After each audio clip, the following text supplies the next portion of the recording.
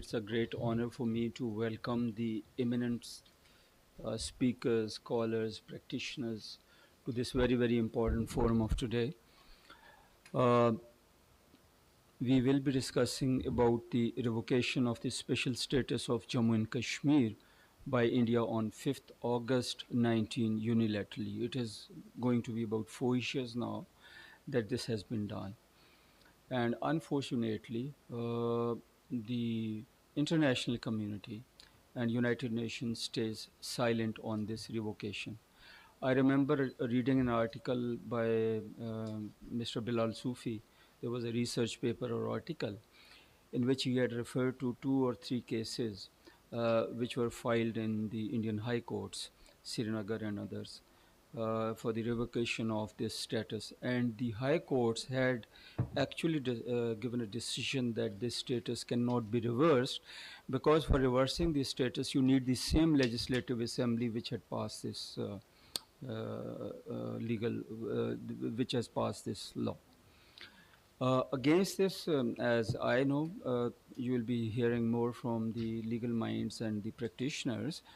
India kept trying for months and years, and they tried to make a facade and do these amendments in the Indian Constitution. Actually, they did not abrogate the Article 371 and 35A, but actually they abrogated their own constitution. What we see on the horizon is that there is a gradual, methodical, and measured way in which India is trying to revoke the special status of other such states as well. The recent example is Manipur.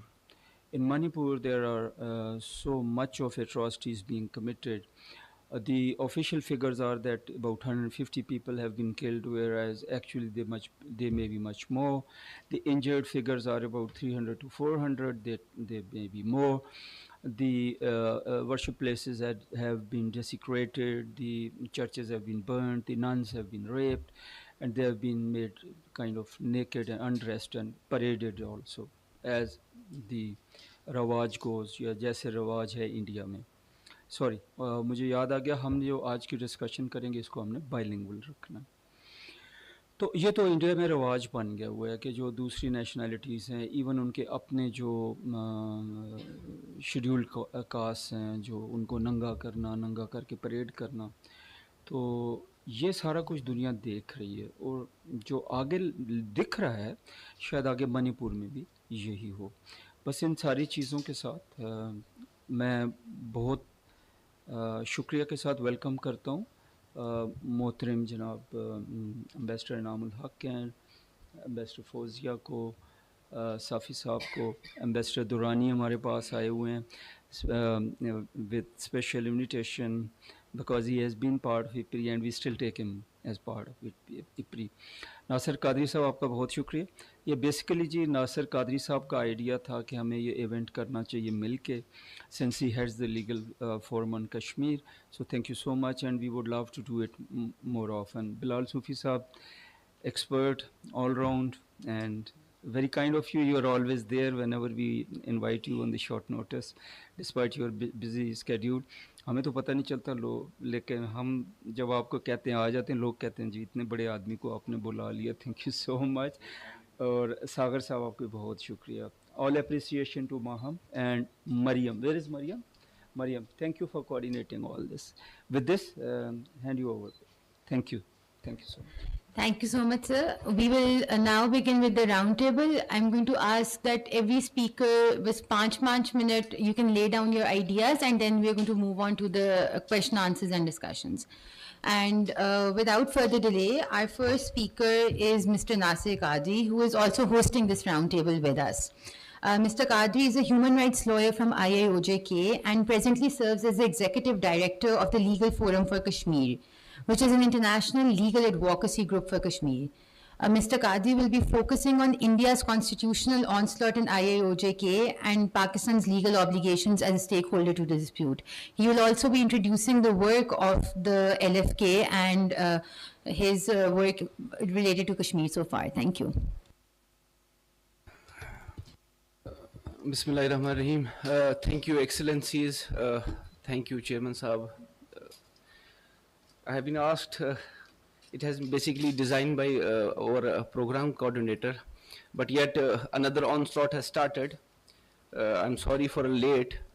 Indian judiciary has started Article 370 and Kapil Sibal has begun his arguments. Basically, to give the background, I came in Pakistan, it was 2018, January, 1st January. Before that, I was an executive member of the High Court Bar Association, and I had a chance to file a rejoinder in the in one of the case which was filed before this abrogation of Article 2019. It was basically a We the Citizens RSS think tank. They filed a petition abrogating the Article 35A. Basically, it was not 370 that time. So we filed a rejoinder to that application, and our argument was basically on the historicity. You meant your bar or you? Our bar association, and I was a part of the bar since I was an executive member of the bar association. So we filed a rejoinder application, and hopefully our senior advocate, Mr. Zafar Ahmad Shah, he will also begin his arguments tomorrow, because Kapil Sibal has asked that he requires some 10 hours. Kapil Sibal is basically a Congress a lawyer, and he's also a part of the Indian Congress. So he has begun his arguments, and of course there was an observation from the Chandrachud that how much time an attorney requires. So Kapil Sibal has asked that he requires 10 hours, and we also seek 8 to 10 hours. But everyone knows that how judiciary works in India, and I have seen all these judges, which include Chandrachud as well as this Sanjay Krishan Kaul. There's a notion that Chandrachud and Sanjay Krishan, basically Mr. Kaul is an Kashmiri Pandit, but there's a notion in Pakistan they're liberal judges, but no, they have been elevated by the RSS and the BJP. So I'm not hopeful about this case, but yes, Article 370 or 35A, to me, India doesn't belong. They didn't start this onslaught on 5th August, but this onslaught was before, when Kashmir was disenfranchised back in 70s during the Bakhshi Ghulam Muhammad's era. A mercenary, a puppet from the Delhi who was installed. It was the genesis of the colonialism. It started with the Bakhshi, when we had a prime minister, and then this prime ministership that was ended. We had no bureaucracy. There was no clause in the J&K constitution. It was incorporated. That is basically a basis of the colonization that started. Now, whatever happens right now is basically a transitional phase. A colonial laws are being transferred to an settler colonial things. How before 5th August, before this bill, which was introduced in 2019, which is called as Reorganization Bill, before that, there was land rights, citizenship rights, any other rights, they were with the Kashmiris. So now, Kashmir is out for the sale. There was a recent article that Pakistan is on the sale by the Middle East, but Kashmir is on the sale. There has been investments. So many things are going on. Since we don't have the on-ground situation, Pakistan does not know whatever happens on ground, which is very unfortunate. But this transitional phase is so much hostile and vulnerable. We have to see Kashmir through the security grid. There was no constitutional right in place. It was basically a de facto occupational constitutionalism. Everything is controlled by the security. So presently, whatever happens in Kashmir, it is directly controlled by Delhi administration. There is a massive change in the land laws, the demolition drives. We have documented everything. In this year, we have published 2 reports, basically our team based in occupied territory. One is a colonial diary. All the orders which were passed post 2019 up till now, all those orders, the original orders which came from the Delhi administration, they have been documented with the exposition from the Legal Forum for Kashmir. And the recent demolition drive, akin what Israelis did, an alleged anti-encroachment drive was ordered by, and then the entire inhabitants, the properties were demolished. It is basically a settler colonial mechanism. So what is the remedy? Can we find a remedy within the Indian Constitution? No. Absolutely not. There is no remedy within the framework of Indian Constitution. Kashmir is not a very unique case. I'll not go back to the history. Everyone knows what 47 resolution says, what the important resolution 1950s, when the Constituent Assembly was bringing into force, what United Nations Security Council said, that what would be the efficacy of this Constituent Assembly. So can we find the solution within the Constitution or the diplomatic front? I don't think so. Being a student of a law, I'm pursuing my, I'm writing my thesis on this settler colonial and international law. Our international law expert, Mr. Bilal Ahmed Sofi, is here. He's my teacher as well. International law is reluctant. It has been, it's very weak. As far as this Kashmir and Palestine is concerned, international law has never helped.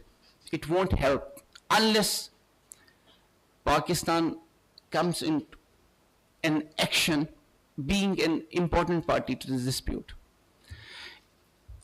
It was Pakistan's legal obligation back in 70s when there was this colonization began. The claim should have been made, and there was, of course, India didn't have such an exceptional power in 70s, but right now we have to accept this. India has an exceptional soft power. US is with them. They have a trade with China, despite they have been, in 2019 there was an escalation. But presently, the present scenario, in the present scenario, Pakistan has a very important role. This question in 2019, when they begin this colonization and then now the territory has literally been annexed, this question can be mooted.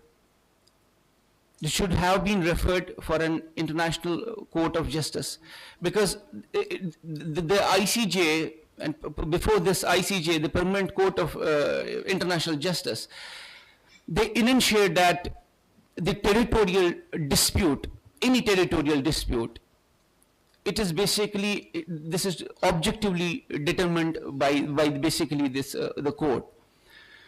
So I think the advisory opinion would have been an important aspect, but we know the fate of that advisory opinion. We have a case study already of the Palestine wall, but it should have been an effort at least.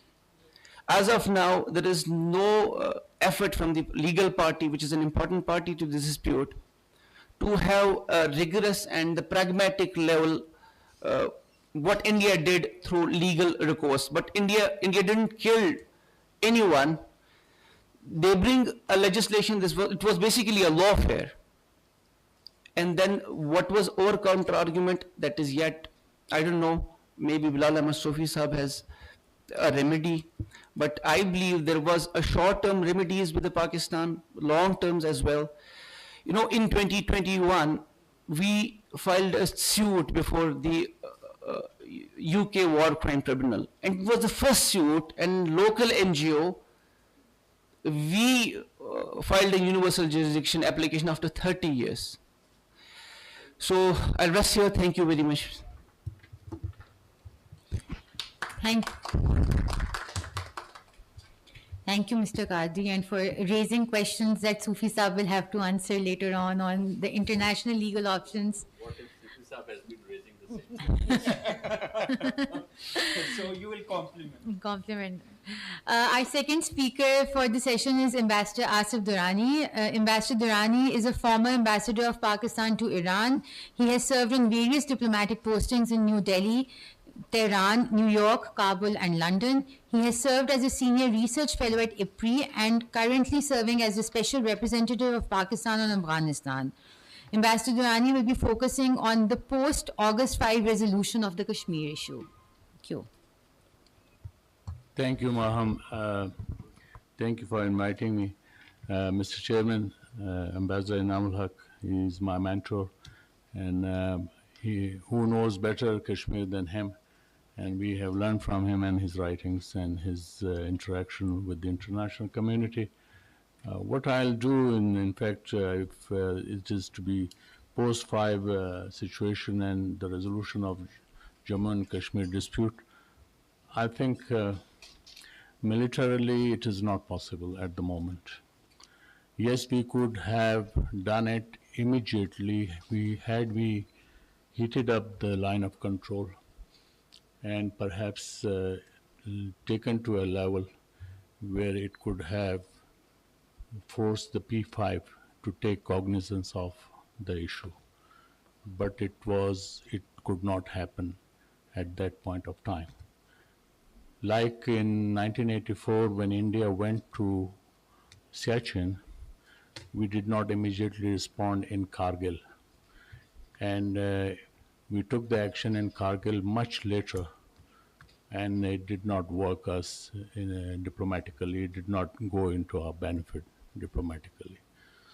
So from practitioner point of view, we did try, China did try to raise it in this UN Security Council, but it did not work because France blocked any discussion, even informal discussion in the UN Security Council, because then French were expecting a sale of Rafale to the Indians, and which they did, and now Rafale are in the Indian inventory, and they are very much there. And more recently, Mr. Modi was in France as chief guest. So that's how the things are moving. So here the Kashmir dispute, in fact, has become a victim again. But this time, our hands are tied. Our hands are tied because we have become a nuclear power. And any action by us, for that matter, would not help us diplomatically. Even militarily, it may not be a walkover for India. It may not be easy for India. It certainly, even in the conventional sense, it would be very difficult for the Indians, as we have seen in February 2019 when India tried to go for a misadventure at Balakot, and it was responded within 24 hours. So their pilot Abhinandan was with us. Now, having said that, where do we stand? In fact, there have been, if any attempt was made in the past, like Musharraf's 4-point formula, those, in fact, did not take off, because even if there was some forward movement, it was Mr. Musharraf who had to step down. And there was no continuity, and subsequently Indians did not have either the appetite, or they did not side proper to continue the dialogue. Subsequently, if we want to see it, there were certain setbacks. For instance, in 2008, we had the Mumbai blast. It certainly caused a setback to any political or diplomatic headway we could have achieved. May not be Kashmir or resolution of the Kashmir dispute, but in improving the overall atmospherics with India. The second setback came to us in early 2015 with Pathankot. And it was Mr. Modi who had just a week earlier visited Lahore, visited former Prime Minister Nawaz Sharif to congratulate him, to facilitate him on his uh, birthday. Uh, uh, the Pathankot, again, when we talk about its investigations, it is nowhere. So here you have to look at the overall atmospherics between India and Pakistan, and then we can talk about the Kashmir dispute. Now, about the Kashmir dispute itself, India has three options. Either they kill all the Kashmiris. Second option is to make them good Indians. And third option is to talk to Pakistan and the Kashmiris. Naturally, it can't kill all the Kashmiris. It has failed to make the Indians good citizens of India, Kashmiris good citizens of India. And third option is the only viable option which India will have to. And to Dr. Nasir Qadri's observations that Pakistan could have done from an international point of view to ICJ, I don't think ICJ will ever be helpful to us. For that matter, he himself has answered that question. And more importantly, what you cannot decide at the battlefield, you cannot even decide on the negotiating table. What are you talking about? Having it through the law. So law is derived by the powerful. And that's why you have P5, because they are the powerful. They are running the international system, and we think that this international system is going to deliver us Kashmir. So I think we have to revisit our briefs and go back to the drawing board. Kashmiris themselves inside Kashmir, they have been sacrificing since 1947 onwards. But since the 90s, the number of casualties has increased tremendously. And if the figures are right, and if you even go to the account of the international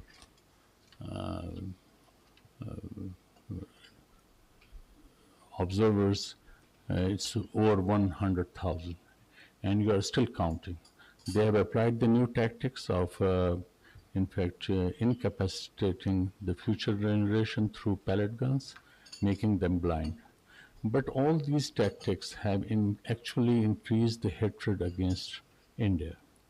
Now, this hatred can explode. But the question is, right now, Kashmiris will have to save their energy, but at the same time, they have to decide also that how they want to take, they have to decide that how they want to take this political struggle, the struggle for the right to self-determination forward. I fully agree that India is applying the Israeli tactics, salami tactics. Gradually, they have done it. What they did on 5th August 2019 was actually, in fact, reoccupying the occupied state. It was a reoccupation. It was nothing, something new. We never subscribed to Article 370 or 35A. Reason was that UN Security Council Resolution 91, which was adopted in 1951, clearly gave the decision. It was a decision, actually, which said that, and that was in the context of the Legislative Assembly elections, and which Indian leaders had started saying that now people are, in fact, giving their views, and people are giving their choices for India. So hence they have participated in the elections. But that decision clearly said that no amount of administrative or any measures taken in Kashmir would not constitute expression of the right to self-determination by the Kashmiri people unless it is held under a UN supervised plebiscite. So this is something which is already there. It was there, but Indians never wanted that route to be adopted. They subsequently dilly-dallied, And then they started calling it as Atudang, integral part of India. And then what Mr. Modi did, in fact, he himself said that मैंने कश्मीर का मसला हमेशा के लिए हल कर दिया. Now, what do the Indians say? Even the Indians and even some of the Pakistani commentators have said that it is again declaring the so-called line of control as a permanent border. Are we agreeing to that decision? Do we subscribe to that? That is a moot point, and that has to be discussed. As I said earlier, by force you cannot take it. India cannot take Azad Kashmir, and we cannot take by force Indian-held Jammu and Kashmir. So these are quite, you can say, perplexed issues which have, I don't think that only the legal remedy would offer any solace to the Kashmiri people or in resolving the Kashmir dispute. So here the stalemate continues. What situation you observe in Pakistan, especially economically, I can see it as a temporary phenomenon. I remember vividly when I was studying in SOAS in '96, the Brazilian inflation rate was 1,500%, and Argentina's inflation rate was 2,000%. So we are not, God forbid, we are not there. So we can come back, we can retrieve the situation economically. But here it is the political messaging which we have to give. And the political messaging that first we have to strengthen our muscles, both economic, of course, with the economic muscles, we can also strengthen our military muscles. And of course, then our diplomatic wise can also get strengthened. So it's a process. In the Waziri tribes lexicon, taking revenge in 100 year is a hasteful decision. So we have to wait for Kashmir. Yes. So, for instance, we have to take a leaf from the Chinese page that they waited for 150 years for Hong Kong, and I think close to 400 years for Macau. So, first make yourself politically, diplomatically, and economically strong. Then I think we can talk about other issues, especially Kashmir. Thank you so much.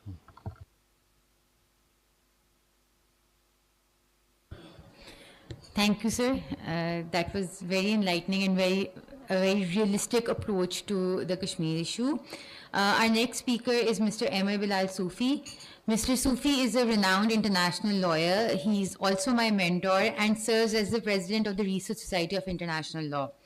He has served as the Federal Minister for Law, Justice and Parliamentary Affairs in 2013, under whose watch Pakistan completed its first transition of civilian rule from an elected government to another. He is a member of the panel of eminent persons of OIC and has served as the chairman of the UN Advisory Committee on Human Rights in Geneva. He will be speaking on evaluating international legal options in Kashmir. Thank you so much for joining us today, sir. Bismillahirrahmanirrahim.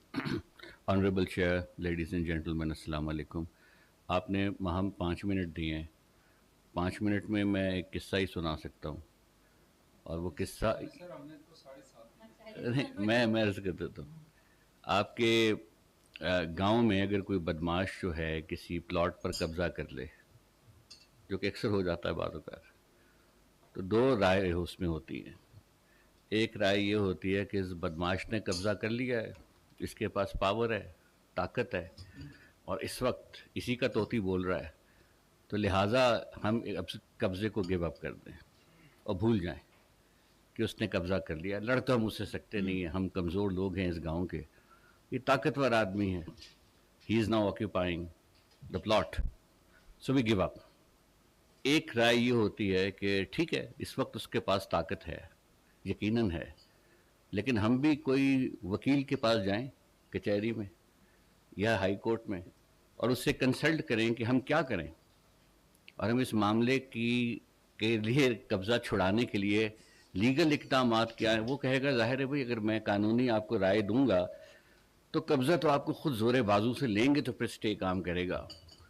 तो फिर उससे पूछा जाएगा फिर क्या किया जाए, تو کہے گا ٹھیک ہے میں آپ کا ایک کیس ڈیولپ کرتا ہوں, میں اس کو لیگل نوٹس بھیج دیتا ہوں جو بیٹھا ہوا ہے, تاکہ آپ کا جو قبضہ ہے وہ فلیکس آف ٹائم سے اس کا جو قبضہ ہے اس کا ٹائٹل ٹرانسفر نہ ہو, اور آپ کی پروٹیسٹ آن ریکارڈ آ جائے, اور اس کو بھی نوٹس ہو جائے کہ وہ جو کر رہا ہے غلط کر رہا ہے. اور اسی طرح پھر میں جو ریگولیٹر ہے اس لینڈ کا, جو ہو سکتا ہے ڈی سی آفس ہو سکتا ہے جو بھی ہو, میں اس کے پاس اس کو نوٹس سرو کروں, میں اس کے ساتھ کورسپونڈنس کروں, اس کو بتاؤں کہ اس گاؤں میں ایک شخص جو ہے وہ زیادتی کر رہا ہے, وہ ہیومن رائٹس کی وائلیشن کر رہا ہے, وہ قانون کی وائلیشن کر رہا ہے. ظاہر کیس اس وقت تو میں نہیں جیت سک پاؤں گا, لیکن اگر میں کچھ نہ کروں گا تو میں قبضہ 100% اس کو دے رہا ہوں. یہ فیصلہ اب ہم نے کرنا ہے. Thank you very much.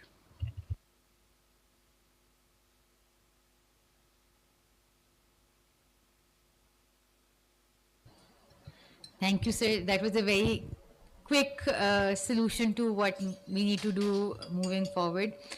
We'll come back to you in the discussion phase on what we should evaluate. Our next speaker is Mr. Ghulam Muhammad Safi. Mr. Safi is the former convener of the All Parties Hurriyat Conference's AJK chapter and currently serves as convener of the Tehreek-e-Hurriyat Jammu and Kashmir AJK chapter. Mr. Safi will be elaborating on assessing the post-August 5, 2019 challenges to the Kashmir's liberation movement. Thank you, sir. بسم الله الرحمن الرحيم. إن الملوك إذا دخلوا قرية أفسدوها وجعلوا أعزة أهلها أذلة وكذلك يفعلون. سورہ نمل کی اس مختصر سی آیت کریمہ میں اللہ تعالیٰ نے ان قوموں کی صورتحال بتا دی ہے جو دوسروں پہ قابض ہونے کی کوشش کرتے ہیں, وہ بادشاہ لوگ ہوں, وہ ڈیزائنز آف ایکسپینشنزم لیے ہوئے افراد ہوں, تو وہ تباہی مچا دیتے ہیں اور باعزت لوگوں کو ذلیل کر دیتے ہیں. And this is what they have been doing all along. اور مقبوضہ کشمیر میں right from the day India occupied Jammu and Kashmir, they started it. اب اس قبضے کے بارے میں کشمیریوں کا تو ایک واضح نقطہ نگاہ ہے, اور وہ یہ کہ اس قبضے کو ختم ہونا ہے. ہم پولیٹیکلی بھی سٹرگل کریں گے, ملیٹریلی بھی سٹرگل کریں گے, ڈپلومیٹکلی بھی, جہاں کہیں سے بھی ہمیں مدد ملے گی ہم اس کو ویلکم کریں گے. لیکن ہندوستان کو ہم آسانی سے کشمیر پہ یہ قبضہ برقرار نہیں رکھنے دیں گے. اس کے لیے بہت سارے لوگوں نے پاکستان میں کہا تھا کہ تحریک ختم ہو گئی, پھر دنیا نے 2008 کی اپرائزنگ دیکھی اور خود حیران ہو گئے کہ یہ کیا ہو گیا. پھر 2010 کی اپرائزنگ دیکھی, حیرت زدہ ہو کے رہ گئے. پھر 2016 کی اپرائزنگ دیکھی. لیکن سوال یہ ہے کہ کیا یہ سارا کچھ صرف کشمیریوں کو کرنا ہے, ان نوجوانوں کو کرنا ہے, وہاں کی ماؤں بہنوں کو کرنا ہے؟ اس ملک کو جس نے کشمیر کو اپنے نقشے کا حصہ بنا دیا ہے اس کو بھی کچھ کرنا ہے یا نہیں کرنا؟ اس کو صرف ہانگ کانگ کی مثالیں دینی ہیں, ویٹ اینڈ سی کی پالیسی اختیار کرنی ہے, یا آگے بڑھ کے کوئی اقدام کرنا ہے؟ کوفی عنان سے کہا گیا کہ آپ بہت کہتے ہیں let us give diplomacy a chance, but why don't you give diplomacy a chance in Iraq? وہاں کیوں نو فلائی زون ہے؟ میں اس وقت کی بات کر رہا ہوں جب वहाँ के लोग हज के लिए भी नहीं जा सकते थे। तो कोफी अन्नान ने as secretary general United Nations कहा, you can do a lot with diplomacy, but you can do a lot more with diplomacy backed up by force. अब सिर्फ डिप्लोमेसी पर ही इसका इन्हिसार न रखें, इसको उस फोर्स के जरिए भी करना है। फोर्स कश्मीरी ही इस्तेमाल करेंगे, लेकिन कोवर्टली आप लोगों को भी कुछ करना होगा। जरूरी नहीं कि आप,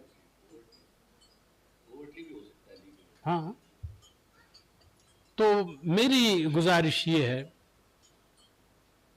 कि एक तो हम हिंदुस्तान में कांग्रेस को अच्छा बच्चा और बीजेपी को बुरा बच्चा न समझें, ये दोनों बुरे बच्चे हैं। क्योंकि मनमोहन सिंह जो कांग्रेस का नॉमिनी था, वो सदर भी बना, उसने कहा था we want to resolve the Kashmir issue the Punjab way. और पंजाब वे क्या होता है मसले कश्मीर को हल करने का? वही कत्ल गारतगरी जो आज कश्मीर में जारी है। और बीजेपी ने, आरएसएस ने शुरू दिन से कहा Pandit Jawaharlal Nehru should not have gone to United Nations. हम किस चक्कर में पड़ गए? ये यूएन के चक्कर में।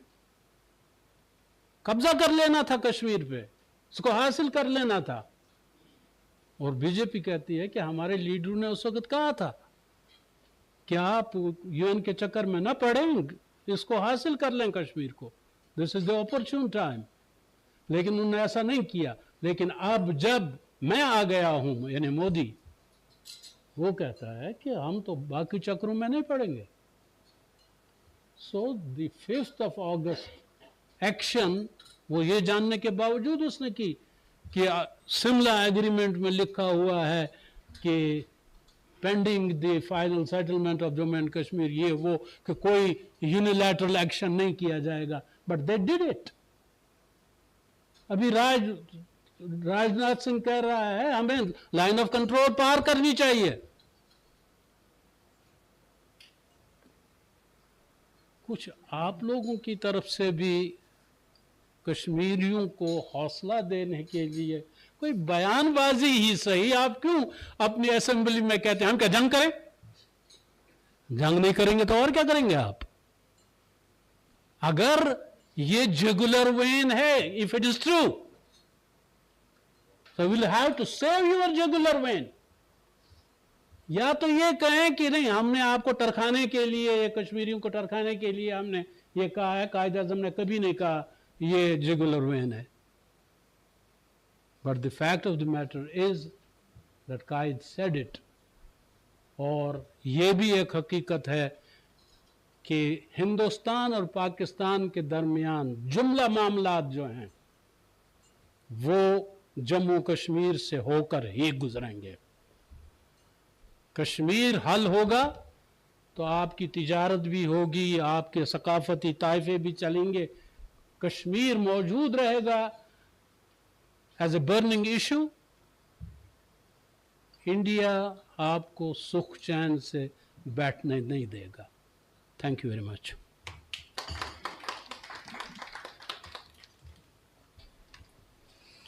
Thank you so much sir. आपकी बहुत इमोटिव और बहुत एप्ट बात थी कि इट्स टाइम कि Pakistan does something more proactively than just talking about it. Our second last speaker is Brigadier Retired Rashid Wali Janjua. Brigadier Janjua currently serves as the Director for Research at IPRI. Previously, he has served in various command and instructional assignments, including Pakistan Military Academy and Command and Staff College. He has been a regular contributor to op-ed pages in national and international newspapers and has written on diverse subjects like security, energy, politics, economy, and international relations. Brigadier Janjua will be speaking about the impact of revocation of Article 370 on the demography and politics in IIOJK. So you have the floor. After listening to a very emotive discourse by Mr. Safi Saab, one tends to get a little emotional, but I'll try to keep it a little short because we would like to learn mostly by the experts on the table. Kashmir ko, I was afforded an opportunity to see very closely. Uh, I was serving as one of the brigade commanders Bagh sector में. तो 2005 का जल्जिला आया तो उसमें for the first time after a very very long time Uri वाला जो crossing point was open and we were organising. तो I could see the whole population जो मुस्लिम्स की थी वो उड़ी से उस नला तक आई जो क्रॉसिंग पॉइंट था. It was a symbolic thing because we were sending goods and they were sending goods from their side. There were ladies and they were holding their babies aloft, and it was the deafening noise of that Hathalanga Nala. Nothing was visible, but they were saying, they started speaking and crying. So one could hear above that deafening noise that this is the new addition in the family. I mean, they were indicating a newly born baby to somebody who was on that side. So this is the kind of I say that there's nothing thicker than the blood in the law of gravity. Ultimately, what you have said is going to prevail because people in Kashmir, they are not ready to accept occupation. अच्छा, अब मसले का हल क्या है? Because 2019, practically India, despite having 17 active insurgencies, has annexed Kashmir. So international law के जितने हमारे पास options हैं उसके होने के बावजूद अभी एम्बेसडर इनाम would tell us better and he has been telling us all along that ये जो चैप्टर 6 के नीचे, क्योंकि उस वक्त चैप्टर 7 था नहीं यूएन का जब ये हमारी हुई जिसके 39 and 40 था, but it was not invoked applied उस वक्त नहीं.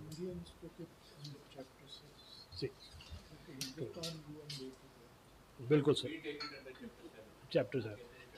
सो that is the problem.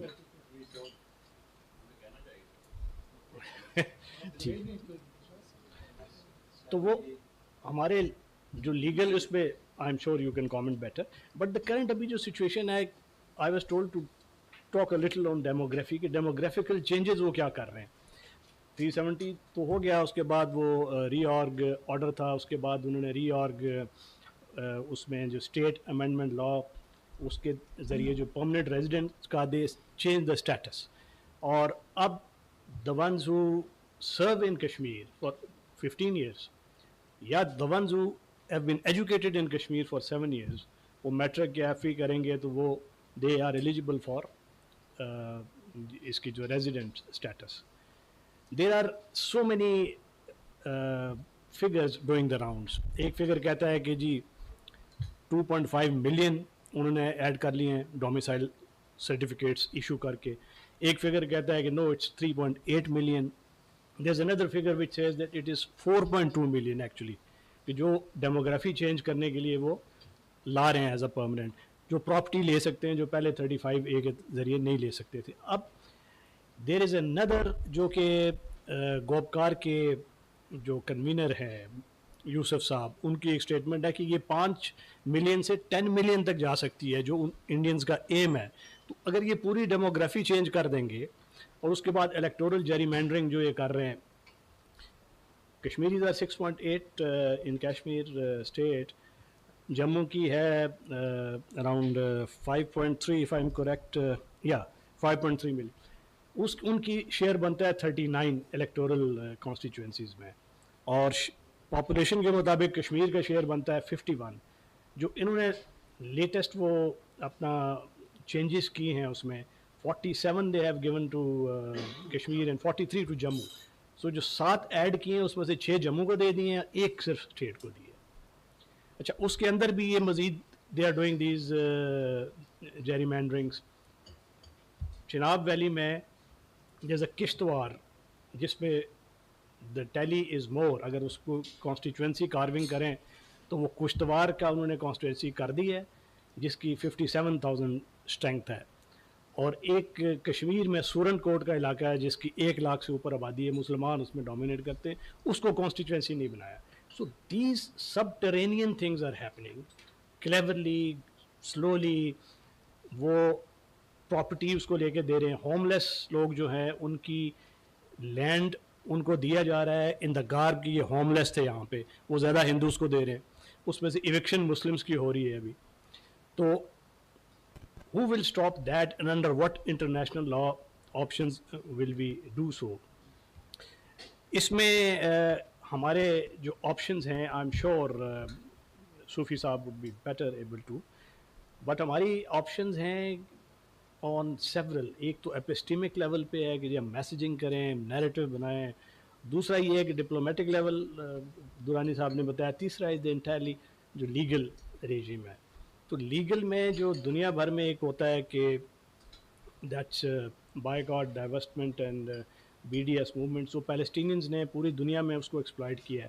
We haven't done a better job of that. اس کے بعد ہمارا جو fact finding mission at UN to determine human right abuses, وہ اس میں ہم نے we can get through general assembly اور آفس آف UNHCR. اس کو بھی میرا نہیں خیال کہ کوئی فیکٹ فائنڈنگ مشن میں ابھی تک ہم نے بریک تھرو اس میں کیا ہے. دین کشمیریز, ان کو یونیورسل جورسڈکشن کلاز جو ڈومیسٹک لا کا countries like USA, UK, Belgium, Canada, Argentina, اس کو ہم ایکسپلائٹ کر سکتے ہیں. اور rather there are countries like Argentina those who don't require even a person on their soil, جس کو وہ ٹرائی کر سکتے ہیں. تو why we are not doing that. At least these are those things that pinprick سے صحیح India کو بادر کریں اور اس پہ انٹرنیشنل کوئی پریشر لائیں. اس کے بعد دین انڈر اینی یونیورسٹی اور its affiliated area study centre, we ایک جو ہمارا وائس چانسلر بھی ہو, وہ ایک لیگل اینٹی, اسٹیچوٹری اینٹی کے تحت ایک کریٹ کر سکتا ہے for documentation of evidence which attracts the criminal liability. اور اس کے لیے the ones who are actually reporting that criminal liability, those who have to be supported for collection of evidence, اور ان کو اس طریقے سے ایک کریڈیبل, تاکہ وہ انٹرنیشنل لا فورم پہ وہ اٹریکٹ ہو اس کی کرمنل لائبلٹی. تو اس قسم کے کام جو کرنے والے ہیں, I am sure there are several solutions, but why those are not being put into practice. تو I leave it for this forum to get more educated and ایجوٹیٹ viewpoints. Thank you. Thank you, sir.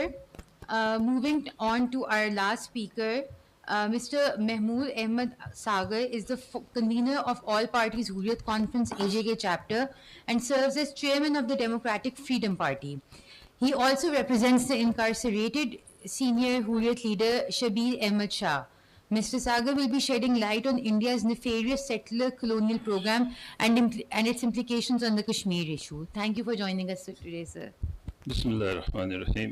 صدر مجلس, مہمان گرامی, خواتین و حضرات, السلام علیکم ورحمۃ اللہ وبرکاتہ. سب سے پہلے میں قائم مقام چیئرمین ہوں, ڈیموکریٹک فریڈم پارٹی کا چیئرمین نہیں ہوں, چیئرمین شبیر احمد شاہ صاحب ہیں. تو دوسری, میں ایک فریڈم فائٹر ہوں, آزادی پسند انسان ہوں. جس طرح آپ گفتگو فرما رہے ہیں شاید میں ایسے گفتگو نہ کر سکوں, لیکن جو میں باتیں کروں گا انشاءاللہ وہ حق پہ مبنی باتیں ہوگی اور تحریک آزادی کے حوالے سے باتیں ہوں گی. بنیادی طور پہ 1947 سے لے کے 1988 تک ہم نے ایک پولیٹیکل جدوجہد کشمیر میں کی. مقبوضہ جموں کشمیر کی میں بات کر رہا ہوں, جس کو آپ آزاد کہہ رہے ہیں, نہ وہ آزاد ہے نہ وہ آپ کا ہے. ہمیں آج تک یہ سمجھ نہیں آ رہی وہ کیا ہے. آپ اس کو آزاد بھی کہتے ہیں, خود ہی اس کو آپ کہتے ہیں یہ متنازع ہے. اس کی بھی وضاحت کی جائے. 1947 سے لے کے 1988 تک ہم پورا جدوجہد, میں نے 12 سال جیل کاٹے ہیں وہاں پہ, صفی صاحب نے مجھ سے زیادہ کاٹے ہیں. ہم ہندوستان کی مختلف جیلوں میں رہ چکے ہیں. وہاں ہم نے ہندوستان کے ہر چہرے کو دیکھا ہے. اس کے بعد ہم نے فیصلہ کیا کہ اگر منوانے کی کوئی بات ہے تو وہ طاقت ہے. یاسین ملک تب یاسین ملک بنا جب اس میں زیادہ قدر میں AK-47 گن چلائی اور لاکھوں کی تعداد میں لوگ کشمیری سڑکوں پہ نکل آئے. اور میں آپ کو یہ دعویٰ سے کہہ رہا ہوں کہ 1991 میں اور آج یہ پائلٹ کی رپورٹ ہے جو ہندوستان کی پارلیمنٹ کا ممبر تھا. ہم سری نگر کے سیکریٹریٹ سے اپنی بوریاں گول کر رہے تھے, لیکن ہمیں اس وقت یہاں آ کے پتہ لگا. آپ کے سابقہ وزیر خارجہ جناب جو نواز شریف صاحب کے دور میں 90s میں تھے, سرتاج عزیز صاحب, وہ کہتے ہیں کہ میں دلی میں اس وقت وزٹ پہ تھا 90 میں, اور میں نے ہوٹل میں ایک ویڈیو دیکھی جو انڈیا ٹوڈے کی تھی کہ کشمیر میں کچھ ہو رہا ہے, کشمیری سڑکوں پہ ہے. اور میں وہاں سے یہاں جب آیا, میں نے ایک گھر میں بلا کے بے نظیر صاحبہ جو وزیر اعظم تھی ان کو کہا کہ کشمیر میں یہ آپ نے دیکھا کیا ہو رہا ہے. انڈیا ٹوڈے کی کیسٹ انہوں نے ساتھ لائی تھی. گو حکومت پاکستان کے ذمہ دار کو پتہ ہی نہیں تھا کہ کشمیر میں کیا ہو رہا ہے. اور اس کے بعد 1990 میں جب کشمیری ایک نعرے کے پیش نظر, میں آپ کو یہ بات بھی بتانا چاہتا ہوں یہاں پہ, کشمیر میں خود مختار نام کی کوئی چیز نہیں تھی, نہ جموں کشمیر لبریشن فرنٹ تھی. وہاں پر اگر کوئی تحریک تھی وہ تحریک تھی حق خود ارادیت کی. اور اگر شیخ عبداللہ بھی 12 سال وہاں پہ کوئی تحریک چلائی اپنی جیل کے بعد, وہ حق خود ارادیت کی تحریک تھی, اقوام متحدہ کی قراردادوں کی تحریک تھی. ہم نے ہمیشہ کہا ہے پلبسائٹ کرو, ہمیں حق خود ارادیت دے دو, ہمیں وہ حق دے دو جس کو اقوام متحدہ نے پاس کیا ہے. فیصلے آپ بدلتے ہیں اور ان فیصلوں میں ہم کہیں نہیں ہوتے, ہمیں ریڈیو پہ یا ٹی وی پہ سنایا جاتا ہے. میری آپ سے درخواست ہے, دیکھیے آپ یہ بات لکھ لیں, یہ کوششیں یہ کاوشیں ہمارے لیے بہت ضروری ہے, اور جو کہ آپ آج کر رہے ہیں یہ آپ کو آج سے 40 سال پہلے کرنا چاہیے. لیگل فورم فار کشمیر آج کیوں بنا, پہلے کیوں نہیں تھا؟ یہ لیگل فورم فار کشمیر جس نے یہاں پہ قائم کیا یہ مقبوضہ کشمیر سے آیا ہوا ہے. یہ جب کوئی چیز فریم یہاں کر رہا ہے اس کے گھر کے دن 10 چھاپے پڑ رہے ہیں, اس سے پوچھے سے ہے ایسی حقیقت ہے کہ نہیں ہے. پاکستان کشمیر کے بارے میں ایک فیصلہ کرے. ہمیں پاکستان کی پارلیمنٹ سے یہ نہیں سننا ہے کہ اس نے بیچا, اس نے بیچا. مجھے خدا کے لیے کوئی آج یہاں بتائے یہ جو آپ ہمیں کہتے ہیں اخلاقی, سیاسی اور سفارتی سپورٹ, یہ کیا ہے؟ سفارتی سپورٹ مجھے سمجھ آئی ہے کہ اقوام متحدہ میں آپ تقریر کر کے آتے ہیں پھر یہاں جشن مناتے ہیں. اخلاقی اور سیاسی سپورٹ کیا ہے؟ میرے لیڈر شبیر احمد شاہ کو اون نہیں کوئی کر رہا ہے. وہ جیل میں منی لانڈرنگ میں اس وقت بند ہے, جس نے 37 سال جیل میں کاٹے ہیں. یاسین ملک کو پھانسی کے تختے پر لٹکایا جا رہا ہے منی لانڈرنگ میں, تحریک آزادی میں نہیں, کیونکہ اس کو اون نہیں کوئی کر رہا ہے کہ اس کی سپورٹ کون کر رہا ہے, اس کی تحریک آزادی کے پیچھے کون ہے. اگر ہمیں آپ اقوام متحدہ کی قراردادوں کے ذریعے اپنا حصہ بنانا چاہتے ہیں, ہم کہتے ہیں ہم آپ کا حصہ نہیں, ہم آپ ہیں. ہمارے بڑے لیڈر نے آپ کو کہا ہم پاکستانی ہیں, پاکستان ہمارا ہے. اس سے بڑھ کے کیا بات ہونی چاہیے؟ لیکن آپ کب کہیں گے کہ کشمیری ہمارے ہیں؟ جو ہمارا دشمن ہے وہ آپ کا دشمن ہونا چاہیے, وہ آپ کا کبھی دوست نہیں بننا چاہیے. آپ فیصلہ کریں. آپ میں ہمت نہیں ہے, آپ میں قوت نہیں ہے. اور میں یہ بات بھی کہنا چاہتا ہوں, فیصلوں ارادوں سے جنگیں جیتی جاتی ہے, حوصلوں سے جنگیں جیتی جاتی ہے, ہتھیاروں سے کبھی کسی نے جنگ نہیں جیتی ہے. آپ حوصلہ کریں, آپ دیکھیں کیسے جیتیں گے. ہم نے ہندوستان کی 10 لاکھ فوج کو آج بھی تسمہ کھولنے کی فرصت نہیں دی ہے. اگر آپ کو اس بات کا یقین ہے کہ کشمیر میں کوئی تبدیلی آئی ہے تو فوجیں نکالیں نا ہندوستان وہاں سے, کیوں نہیں نکال رہا ہے؟ آپ آگے چلیں, ہم آپ کے ساتھ, آپ پسینہ بہائیں, ہم خون بہا رہے ہیں. جزاک اللہ.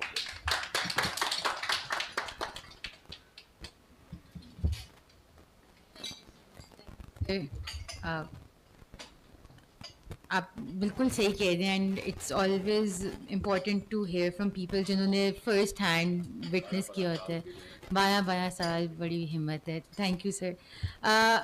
وی are also joined with Ambassador Fawzia today, so I would request her to take 5 minutes to give her view on the matter, considering everything that the speakers have said so far. Well, thank you very much. I think the discussion today is on what legal options do we have.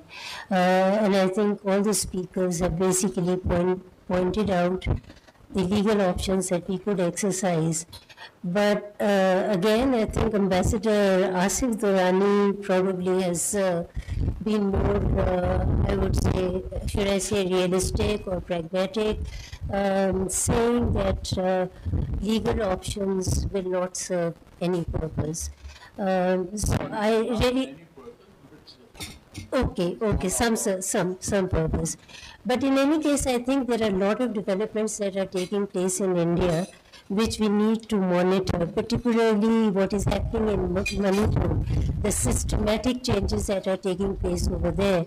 I think it somehow sounds similar to what has been happening in Kashmir. The demographic change that is taking place, ethnic communities that are being basically being deprived of their land, being deprived of their other rights, I think is something similar to what happened in what is happening in Kashmir. So probably we should, my view is that we should keep the situation, monitoring and see how the international community is going to respond to that, particularly because of the ethnic composition and also the fact that there is the Christian community that is suffering. I think that basically draws more international attention. So this is going to be a case which we have to monitor and consider to see what the international community's response is going to be, legally and otherwise, to the situation developing in Manipur and other areas. The second thing is that I think it's very, I would say, something that worries me is the fact that if they have made the demographic changes, 35A, which of course they have done away with. So if the demographic changes are going to take place according to what they are planning, then ultimately, even if the statehood is restored of IOJK and they go for the implementation of the resolutions of the United Nations and hold plebiscite, what is going to be the result of that? That plebiscite. I think this is something which is away in the future, but nevertheless there is a possibility that ultimately if the international community says that okay fine, we will have plebiscite, but what is going to be the result of that plebiscite? Where the Kashmiris, the Muslims in Kashmir, how are they going to suffer? What rights will they have or not have at all? So I think these are some of the important issues which we must consider at this stage to see what our response should be and what are the possibilities, what are the options available to us. I think with these words, perhaps I think I should end.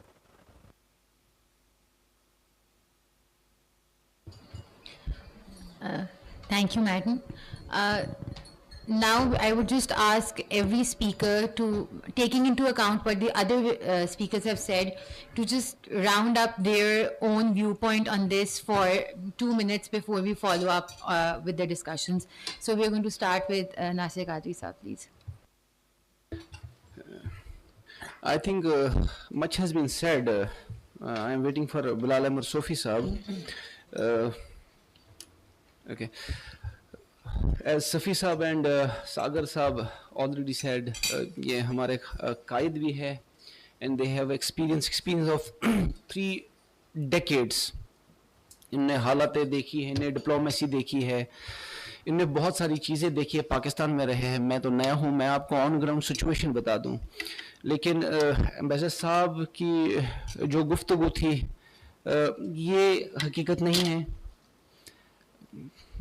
ये सच्चाई नहीं है. And दूसरी बात, दूसरा comment, please don't compare Kashmir issue with your you believe in the balkanization. Please don't compare Kashmir with Manipur thing, what Sikhs are doing. India आज I'll use this word inappropriate है. India एक बदमाश है. Modi openly said that I have a domestic laws and I'll take care of my territory. Please don't dictate us.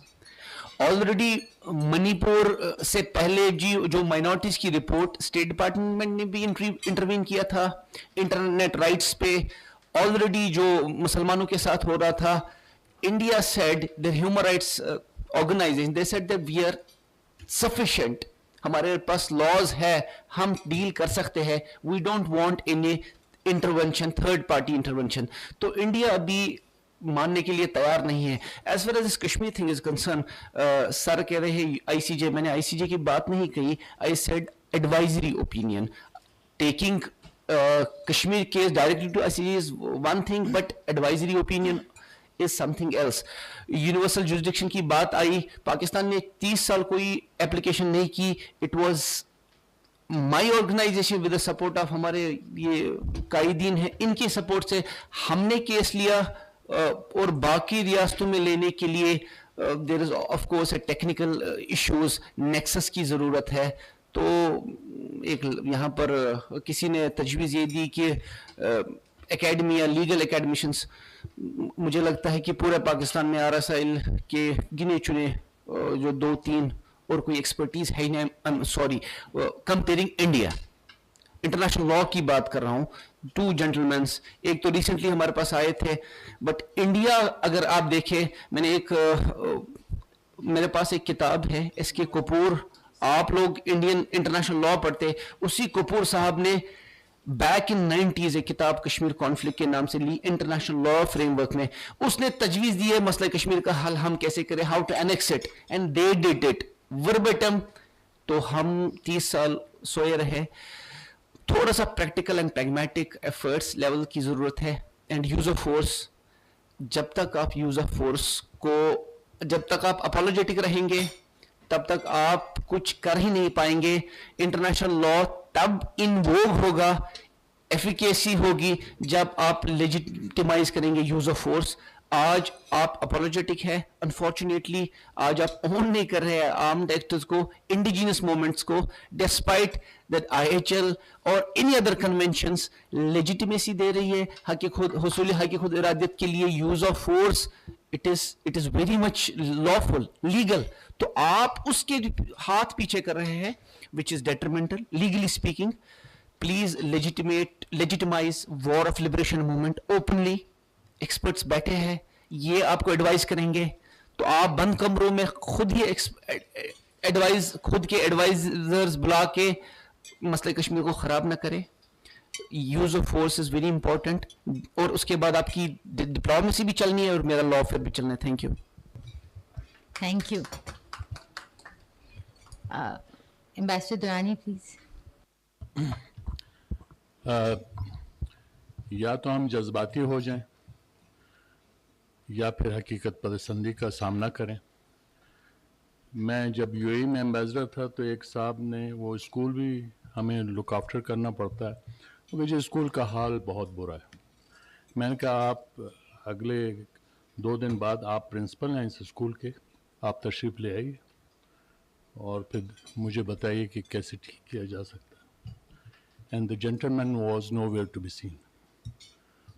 वो आए ही नहीं. Issue ये है, अगर जंग करना है ज़रूर कीजिए अगर कर सकते हैं. ऑप्शंस मैंने बता दिए हैं, आपके पास चाइना का भी एक्सपीरियंस है, आप पहले अपने आप को बनाइए, ये तमाम चीज़ें खुद ही आ जाएंगी. अभी 1 लाख कश्मीरी मारा जा चुका है, शहीद हुआ है. उसका क्या नतीजा निकला? मोदी ने उसको एनेक्स कर लिया. वो कहता है कि मैंने कश्मीर का मसला हल कर दिया. ठीक है, तो क्या उसको एक्सेप्ट कर लिया? नहीं. क्या पाकिस्तान ने इंडिया को चेस करना छोड़ दिया है इंटरनेशनल फोरम में? इवन जो यूक्रेन की वॉर है उसमें जब हमने अपना एब्सटेंशन कास्ट किया, हमने एब्सटेन किया, तो हमने उसको एक्सप्लेन ये किया कि आप जो एक एजेंडा डिटरमिन कर रहे हैं कि हम आपकी बात को सपोर्ट करते हुए रूस के इक़दाम को मजम्मत करें, और आप कहते हैं कि वहाँ ह्यूमन राइट्स वायलेशन हो रहे हैं, तो वही ह्यूमन राइट्स वायलेशन तो ऑक्युपाइड जम्मू एंड कश्मीर में भी हो रहे हैं. वहाँ आप क्यों खामोश रहते हैं? تو ہم نے انڈیا کو کوئی ہی جو ہے فری میں واک اوور نہیں دیا ہے کشمیر. یہ ایک مسلسل جد و جہد ہے جس کے جس میں شاید خامی ہو سکتی ہے, جس میں کمی ہو سکتی ہے, فریکوینسی میں کمی ہو سکتی ہے, لیکن وہ مسلسل چلا آ رہا ہے. آپ یہ بتائیے کہ کس سال اور کب اور کس مقام, یا ہمارے جو ریسرچرز ہیں یا فار دیٹ میٹر ہمارے ڈپلومیٹس ہیں, کس وقت ہے کہ جب ہم نے کشمیر کو ابنڈن کیا؟ کوئی ایک بتا دیجیے. اور پھر یہ کہ کانکریٹ سولوشن ذرا لے کے آئیے تاکہ ہمیں انلائٹن کیجیے کہ اگر آپ سمجھتے ہیں کہ آپ نے جو ہے یقیناً آپ نے جیل گزارا ہے. ہم اگر وہاں ہوتے تو ہم بھی جیل گزارتے, اس میں کوئی دو رائے نہیں ہے. لیکن اس مسئلے کا حل جبکہ دونوں ملک ایٹامک پاور ہیں, ذرا بتا دیں کہ کس طرح سے ہوگا.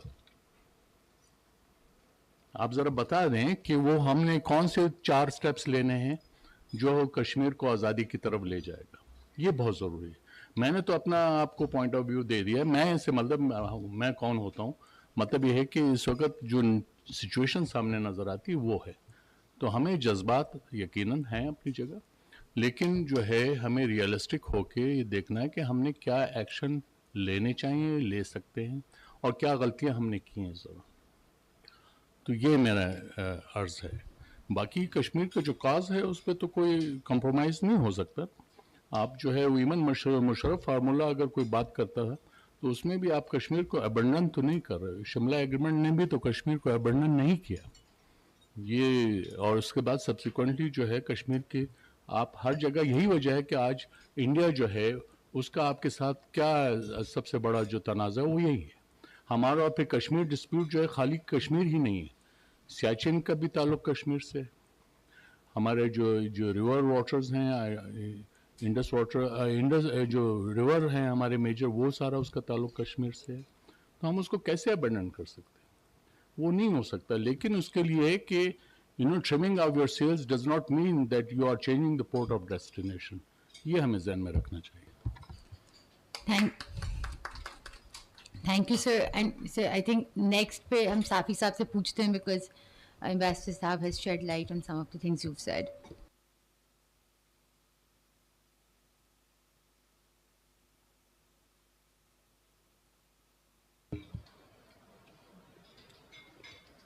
چار چیزیں ایسی ہیں جو کی جانی چاہیے, تب جا کے معاملات درست ہو جائیں گے. پہلی چیز یہ ہے کہ انڈین انٹرانسیجنس تو بالکل واضح ہے, یعنی یہاں پہ بیٹھا ہوا ہر فرد یہ کہے گا کہ مسئلہ کشمیر اگر آج تک حل نہیں ہو سکا تو اس کی وجہ پاکستان نہیں ہے, اس کی وجہ ہندوستان کی ہٹ درمی ہے. انٹرنیشنلی بھی کتنے ہی پروپوزلز آئے, Pakistan said yes, India said no. How to break this Indian intransigence, the first and the foremost. اور اس کا بھی یہ بتا دوں کہ جب تک آپ انڈیا کی کاسٹ کشمیر کے اندر نہیں بڑھائیں گے اس وقت تک آپ انڈیا کی انٹرانسیجنس کو ختم نہیں کر سکتے. تو how to raise that cost of India inside Indian occupied Jammu and Kashmir, this is very important. دوسری چیز یہ ہے کہ پاکستان کی یہ کوشش ہونی چاہیے کہ جتنی بھی تنظیمیں ہیں کشمیری کا پولیٹیکل لیول پہ ہیں, ملٹری لیول پر ہیں, ڈائسپورا میں ہیں, جہاں کہیں بھی ہیں, ان کی ون وائس بنا دیں. You will have to play this very important role in bringing all the Kashmiri organizations, ایک بیانیہ ان کا ہو, ایک منزل ان کی ہو, ایک لاہ عمل ان کا ہو,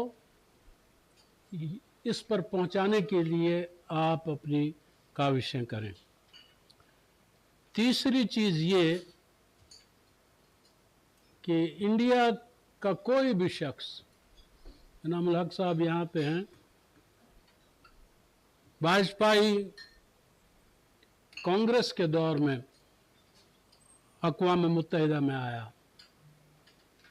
اس نے وہی اٹوٹ انگ کی بات وہاں پہ کی جو ان کی پالیسی ہے.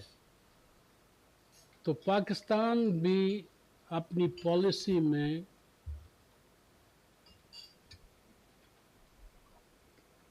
یہ شفٹ جو آ جاتا ہے پالیسی میں, کبھی یو این ریزولوشنز ہیں, کبھی آپ کہہ رہے ہیں کہ چلیے یو این ریزولوشنز کو بالائے طاق رکھتے ہیں, کبھی آپ کشمیری عوام کے حق خود ارادیت کی بات کرتے ہیں اور کبھی آپ زمین کی بات کرتے ہیں. تو آپ کی جو پالیسی ہو ٹورڈز کشمیر وہ بالکل واضح ہونی چاہیے, وہ بے لچک ہونی چاہیے, واضح بالکل, اس میں کوئی ابہام نہیں ہونا چاہیے. اور آخری چیز یہ کہ انٹرنیشنل انوائرمنٹ جو ہے, ہم مسلمان ہیں اس لیے مسلمان ہونے کے ناطے ہمارے خلاف انٹرنیشنل انوائرمنٹ موجود رہے گا, لیکن ہمیں اس سے گھبرانے کی ضرورت نہیں ہے. حالات ہمیشہ ایک جیسے ہی نہیں رہتے, حالات تبدیل ہو جائیں گے. ان حالات کو تبدیل کرنے میں ہمارا اپنا بھی ایک رول ہوگا. تو اس لحاظ سے اس انہاسپٹیبل انوائرمنٹ, انٹرنیشنل انوائرمنٹ سے ہمیں دھوکہ نہیں کھانا چاہیے کہ ہم اس ماحول کو دیکھ کر اپنا سارا بدل ہی دیں, اپنا خود ہی اپنا تیا پانچا کریں. تو ہمیں جس طرح یہاں پہلے بھی کہا گیا ہے, صبر سے کام لیں اور ہمت سے کام لیں اور ڈٹ جائیں اپنے اصول پہ. انشاءاللہ جو فائنل انالیسز میں کامیابی ہوگی وہ صبر کرنے والوں کی ہوگی اور اپنی ایک واضح اسٹریٹجی اپنانے والوں کی ہوگی.